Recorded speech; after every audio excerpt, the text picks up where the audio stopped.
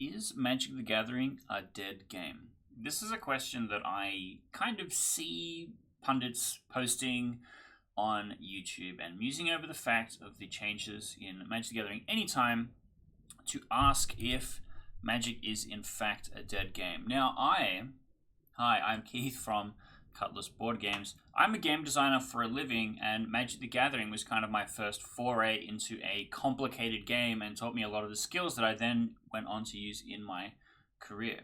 Now, I make a whole bunch of stuff, but also the point is that on the YouTube channel, I kind of design things and talk about the design of things as kind of like a showcase and the ability to give people ideas and how the job is done. What can we do as game designers? And I think part of it is always stemming from what my skill set is and what other things exist. And my intention today is to try and answer the age-old question: is Magic the Gathering a dead game? Now, to do that, I have both first-hand and second-hand sources. I'm going to kind of recount my entire history with Magic the Gathering and talk about some of the main points in time where Magic the Gathering has drastically changed. And then at the end, we're going to kind of look back and go, is Magic a dead game? So stick around because we're on quite a journey today. This is where I started. I first learned to play with the Revised set. I did not learn to play when Revised was released. I am not that old. I learned to play with the Revised cards because that was what my dad had, and he taught me how to play when I was 8 or 9 or so. And there's a really funny anecdote that I like to bring up because there was one day when I was a young lad, long time ago, and my dad was left in charge of looking after me, and he said, we've got the whole day together. You have your choice of one of two activities. Activity number 1 is playing Magic the Gathering. Activity number 2 is we go to the park and you can ride around on your green machine. And I obviously said, I want to play Magic the Gathering. I don't like leaving the house. And he was like, actually there's enough time in the day to do both. Let's go to the park first and then play cards later. We went to the park, and then I broke my arm jumping off a swing, and then I decided to never leave the house ever again. Pretty much. And so I learned to play using the old Revised cards. Now, the format specifically, I think, is interesting because we played it more like kitchen table Magic, where you would have 2 piles, 1 pile for lands, 1 pile for spells. All 5 colors were in there, so you were always pushing your luck. Do I draw and try and find the land color that I'm missing to cast the spells that I have in my hand, or am I better off drawing to try and find spells that match the lands that I have currently?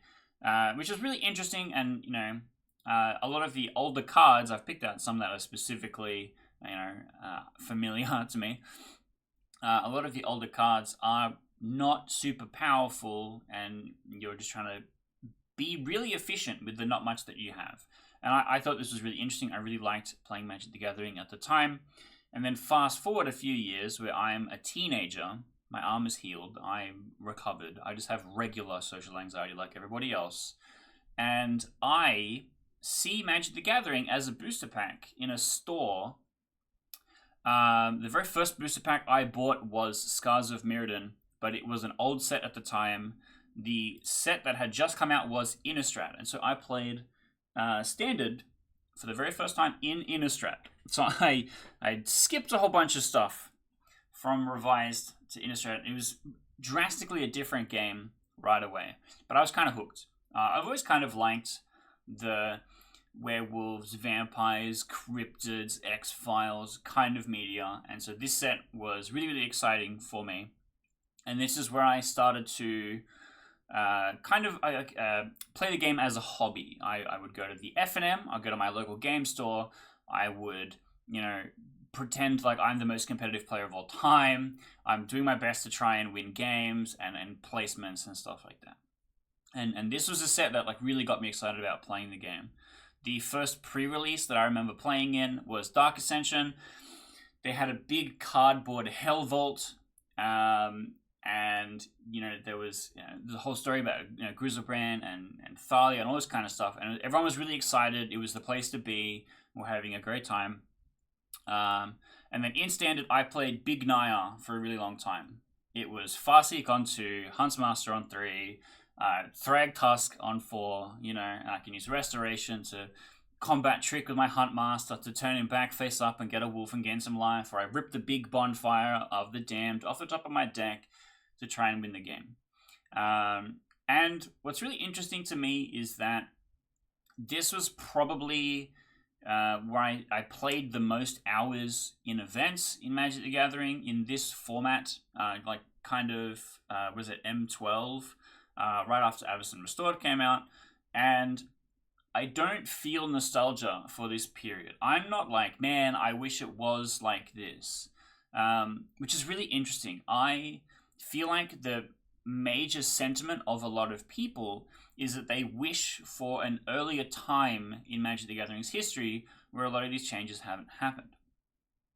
Now, this is something that we are going to dig into in a little bit, but I think it is important to, show off that this was, part of the beginning of my really competitive experience. Because what happened next was I started to explore other formats, and I played Merfolk in Legacy, and that is because True Name Nemesis was released, and I thought that was a really cool card. I wanted to play that deck, and there was a few decks that played True Name Nemesis. We had Stoneblade, where the goal was just to put an equipment on the True Name Nemesis and then kill your opponent, or Tribal Merfolk. Now, because, and I foreshadowed this earlier in the video, I really liked Werewolf Tribal, I really liked Vampire Tribal, Spirits Tribal. These are some of the first decks that I built.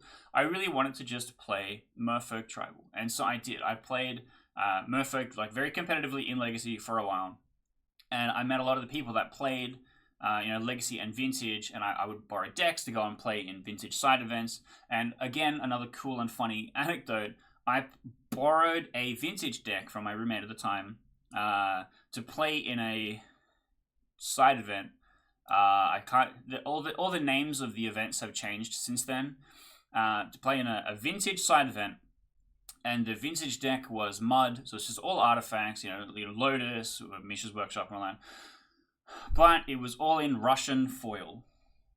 And a judge, knowing this deck existed, came and sat next to me for all of my games to make sure that I didn't GRV at any time. Even though I knew what all the cards did, I had played with them all before, but in case, because it was specifically all in Russian, he knew that I did not read or speak Russian, came and watched me play all of my games, which you can imagine playing in a big event is very stressful already, but also to be helpful for my opponent if they had any questions of what any of the cards done, so that I'm not an unreliable source of information. And this is not like me being bullied by the judge. I didn't know who the person was before this happened. But it is a thing that I find to be very funny. And I did play a lot of these high complexity formats for a long time before kind of taking a break. Now, what's really interesting about this moment in time, this exact snapshot, is the Commander Precon. Now, this Commander Precon in particular is the one that True Name Nemesis came from. And I remember very specifically at the time, I think there was 4 of them that came out. And this one sold out almost instantly because all of the Legacy players had seen the card spoiled. They were like, this card is insane in our format. We need to get a playset. And because it's a Commander deck, only 1 copy of a card is printed in it. And so you had to buy 4 of them to get your playset, which meant that it was really hard to stock this product because people were buying 4 of them. And so it was always out of stock. It was really hard to get, copies of True Name Nemesis. And what was really interesting was it was kind of the first time that I had encountered a product that was made for a format that wasn't standard. So we had standard. I was really excited for whenever the next set would come out. Avacyn Restored released, and I'm like, yeah, I'm so excited to draft Avacyn Restored. M12 comes out, same kind of thing. What are the new Planeswalkers going to be? What's going on? What is happening to standard? And playing formats like Legacy, you look at the standard set and you go, okay, what is the one possibly relevant card that could go in a deck that I have to worry about? Now, this was different. This is something that was printing cards that were not going to be legal in Standard, but could be played in Legacy. And so that was why I paid a lot of attention to these cards when they came out, because it was impacting the format that I played alongside Standard. And that, to me, marks a beginning of a trend where at the time, the player sentiment was really, really positive. They were like, wow, we love this casual format, Commander, and we are so happy that really needed cards are getting reprinted and new cards are getting printed to accommodate this format, like Command Tower, like Arcane Signet. So it was less jank, but it was always kind of a jank casual format. And so that was kind of a really positive reception from, my first-hand experience. And then for me, I took a big break. After the original Khans of Tarkir set released, I took a big break. I sold my entire collection, and then I came back with the release of Magic the Gathering Arena, which I think is another big, important turning point to talk about. Because with the release of Magic the Gathering Arena, a few things happened. And Pokemon TCG has seen a similar problem with their newest online client, where only some of the cards are represented in the online field. Obviously, you can't play Legacy on Arena, but they have an equivalent that they've slowly built up over time by releasing cards called Timeless. And Timeless wasn't available on release. We had Historic, which is kind of close, which is kind of more like Modern, and it was okay. And so I played a lot of Historic, on Magic Arena. And then they started releasing the Alchemy sets. Now, Alchemy is another thing that people got very upset about. I only want Magic cards that are playable in paper on the table. I want Magic Arena to be only an emulator for the game. And I disagree. Again, this is another big humbug kind of moment where I don't think Alchemy was a mistake. I actually think Alchemy has some of the greatest cards in Magic the Gathering. Housemeld here is actually one of my favorites because there's no reason for it to not be a paper Magic card. The reason why it isn't in an online client, it just happened to be a thing that was part of that set, and it was like a really good removal piece for that set. Resourceful Collector I can understand because it's tracking the state of a thing, but we have plenty of stuff that tracks the state of a thing just like that. How is it any different from something being a 3/3 elk and not something else? And Jet Collector, which just makes a Mox Jet, which kind of I understand. But I don't see why Conjure couldn't be an existing mechanic in Standard. It just says you must own a named card, and then when this card is played, that named card begins to exist in the state of the game. Surely, Wizards, which wants you to own cards, would create mechanics that incentivizes you to own specific cards, instead of own specific tokens that are really hard to get, and most of them are just people scribbling on a thing of paper anyway, because there's just so many different types of tokens. Wouldn't it make more sense to, encourage you to have named cards? So I actually think that the Alchemy set for Magic the Gathering Arena is really, really good. I do like game designer brain here. I think that these are well-designed cards. I think that it creates a fun format for it to be played specifically in the place where it exists.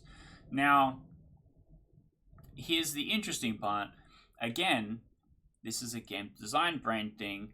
I think that they are very, very good, despite everybody really, really hating them. Has Magic changed because the player sentiment is, a bit skewing to the old school, a bit nostalgic? They don't like the new changes, or is it becoming too big? Is it becoming too different from what it was? Has it gotten too far away from us just going and playing Standard at the local F&M?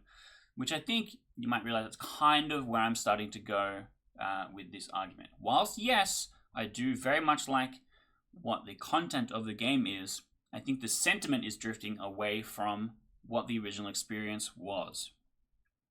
And that's how we get to our most recent parting point. This is the Final Fantasy release. This is the latest set. Now, this is on the back of a series of Universes Beyond released sets. We've seen Fallout, we've seen Stranger Things, we've seen a whole bunch of non-Magic the Gathering IPs come and be released. And they were pretty much EDH specific. You could play them in formats like Legacy, but most of them probably aren't at a power level or relevancy to do that. Now, Final Fantasy is the first time that it's going to be in Standard. They've changed the landscape a bit. Now, everything before, things were diverting away from Standard to create and encourage more formats. They released modern sealed product, stuff that didn't go into Standard. We saw it on Modern Event Deck, we saw modern only sets, Modern Horizons. We saw a lot of Commander content, come and be released. And then those are always diverting away from Standard. Now, this is the first time that we have seen a set divert back into Standard, which is really interesting that they've kind of changed the formula of how cards are being pushed into Eternal formats. Normally it's released in a Standard first. All the Legacy players go, is this playable in any other format? Probably not. I'll ignore it. Maybe there's like one good card. Cool, could I make a deck from this? And then kind of go from there, right? Now, Final Fantasy gets both a Standard set and a Commander-only set, and then all of those Final Fantasy cards are legal in Commander. All of them are legal in Legacy. And so it's interesting to see why they are trying to hit their new biggest IP acquisition to every type of player, not just casual Commander players, but also competitive Standard players. And by all reports, pre-releases were packed. There was tons of people excited to come and play this thing. So it seems like the player base is excited about Final Fantasy. Is this a change in the player sentiment? It's probably too soon to tell.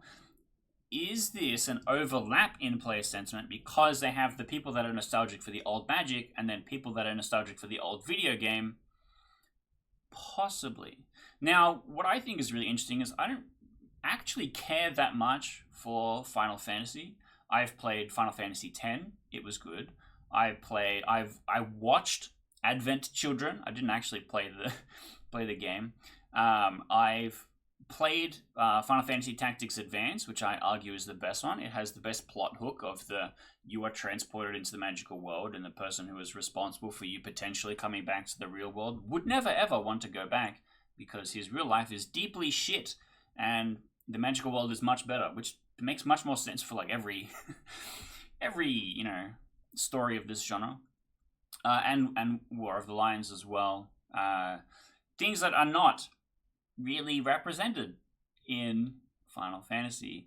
So, I don't care about the IP, and that's fine because I recognize that a lot of the cards in this set are very, very well designed, and I'm still excited to play with them because game recognized game, I think that they are well designed, and I'm excited to see how they handle on the table, which is interesting because I think that again is different from the average player sentiment. They're either like really excited about the IP and the lore, and what the game does isn't as important, which is very different from how I feel like things were back then. People were like really scrutinizing every single card to see is this playable in what format. Now I think it's become a lot more of a casual player sentiment where they're just kind of excited to play the game, and that competitive aspect is kind of gone. And now, here's my silver bullet. Now, please forgive me for doxing myself, but I live in Sydney, Australia. Sydney has 5.5 million people living in it, and I want to show you some of the events that happen in the game stores here. I know that my camera right now is in front of where the listing is, but bear with me. This is Sydney, the eastern coast of Australia. In this big cluster here, we have the main kind of city district, right? This is the densest part of it. This is where some of our big stores are. And we have the big chain. We have Good Games is our biggest board game store chain. My local at the time when I was playing in Dark Ascension and stuff like that was Good Games Miranda. I have since moved far away from the Shire, and there's a lot of smaller stuff and like a lot of EB games and stuff that are shown. I've never actually played cards in EB games. Most of them don't have tables set up, so I'm not exactly sure why they are here. There's a lot of good games and there's a lot of other smaller game stores that do run events.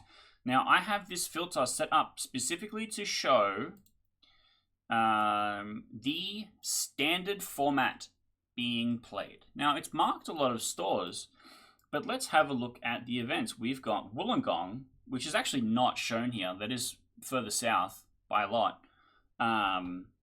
Playing standard on a Tuesday. We've got Elemental Arcade playing standard on a Wednesday. We've got Magical Wednesday playing standard on a Wednesday. We've got our first F&M, actual Magic, on a Friday in Chatswood, and then same again. But then we have mostly Saturday, mostly Monday, mostly Tuesday, mostly Wednesday. There was only 2 stores, right, of the big listing that have an F&M. Good Games Chatswood and the Games Cube. Both of these things are not near me at all. But there's only 2 things that actually have standard on a Friday anymore.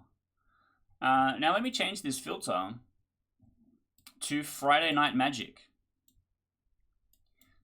This is literally like the Wizards Play Network store locator. So if someone would know, in theory, this should know. Now let's have a look at the same day, the 13th of June. That's 3 days from now. We've got Behold Games, which is in the city, Commander on Friday. We've got Games Corner, Parramatta, Commander. Well, Draft, sorry. Draft.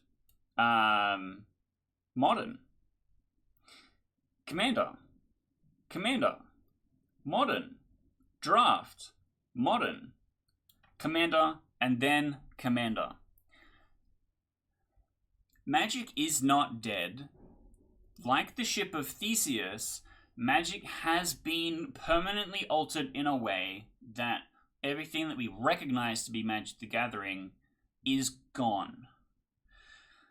The number one way to play Magic the Gathering at an event in my city is Commander. That is the format that has replaced playing Standard.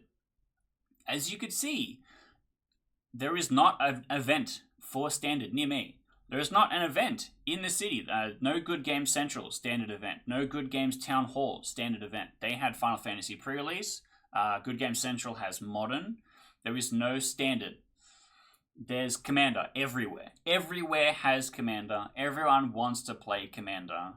And so that's what I think is the nail in the coffin. I think everything that's happened beforehand is not, oh, Wizards of the Coast is ruining my game. I can't believe they made this thing. In reality, it's Wizards of the Coast has recognized that this is what the player base wants. Final Fantasy probably made squillions of dollars. It had, reports of people lining up at the block to get their pre-release packs. Flights were sold out. It was really hard to get into a pre-release to play Final Fantasy because people wanted it. Because people were excited to come and play it. The game can't be dead if people are really excited and spending all this money on this content. But were they getting Final Fantasy to play in Standard, or were they getting it to play Commander? And I know Sydney isn't necessarily a perfect reflection of what Magic the Gathering is worldwide, but I think coming and giving statistics and points and stuff like that is a bit stronger when it's a first-person source versus generically what I think is happening in the whole world. This is what is happening to me right now, please. Back in the day, when I played Standard competitively in Innistrad, Games Corner wasn't open yet. Games Cube wasn't open yet. There was a few stores that are now closed that were open at the time. And Good Games Miranda had just opened, and so we were really excited because that was at the time was really close to me. But Good Game Central was like the competitive place to go and play card. And Good Games Town Hall was where we would play Legacy. And Town Hall has changed drastically in that time. It's now much more of a retail store than a place to play cards. And then I've also played Pokemon TCG competitively, and seeing how that is interacted in this landscape is also different. Pokemon at Central has a weekly event. Standard, but not for Magic. And Pokemon has this other problem with all the formats where they kind of don't exist. They exist, but no one plays them. There's no support for it. Magic has all these other formats that have support for it, but it's difficult to get players for some of the more niche ones. So it's kind of like Standard, maybe Modern, Commander. There's no Legacy events anymore. It's kind of really gone. But there is 7 Point Highlander, and a lot of the people that did play Legacy now play 7 Point Highlander instead, which I understand, because that's just like a probably an in-between, Legacy and Commander experience. Whereas you're playing 2-player instead of CDH, which is 4-player, and I kind of get that. I know that there's people that do prefer, just the 2-player game. And so a lot has changed. Magic the Gathering has changed a lot in this time, but I don't necessarily think that it's for the worse. Am I a player that wants to go and grind and play Standard competitively 4 fights a week and then score all these, points and then get invited to the Pro Tour and be the next John Finkel or Stanislav Sivka? Probably not. Too many people are, kind of armchair punters and are just kind of happy to tinker and brew and maybe play some games on Arena and maybe build a Commander deck that they enjoy playing and play casually with their friends. That's kind of how the sentiment has shifted, and WotC is now releasing content that, is more suited to that person. And Magic's not dead, it has just changed. Now, please argue with me in the comments. I, first of all, would like to know if something similar is happening in your city. If the complete opposite is true, I imagine a lot of places in America will have much more competitive Standard events available because you actually have a bit more access to the Pro Tour circuit as a thing that exists. It being in Australia, getting to the Northern Hemisphere is quite difficult, and so unless if you are probably the top 1% of player, it's really unlikely that you will bother trying to do a lot of these things. And when was the last time we had a big event here? A GP or a PTQ or whatever. We feel a bit forgotten in our corner of the world. And look, I would love to hear what it's like in your local city. What is it kind of the same? Do you feel like it's all Commander all the time, or is there actually a lot of Standard? Is there people playing Legacy near you? Is also a thing that I would love to know. Get in the comments. Let me know all about that. And I'm just kind of curious. I'm going to be following Final Fantasy closely. I want to know, is this the thing that gets people playing Standard again? Is Standard going to be a big format again? Or are people just interested in getting those cards because they're pretty, because they like the IP, or because they want to play them in Commander? I know Vivi is definitely going to be a new big Commander deck that everyone's going to be playing, so maybe that's one to watch, but stick around because I am going to be trying to be making a bit more Magic content recently. I am enjoying the game again, and I think it's something interesting to talk about, and I hopefully have had something interesting to say.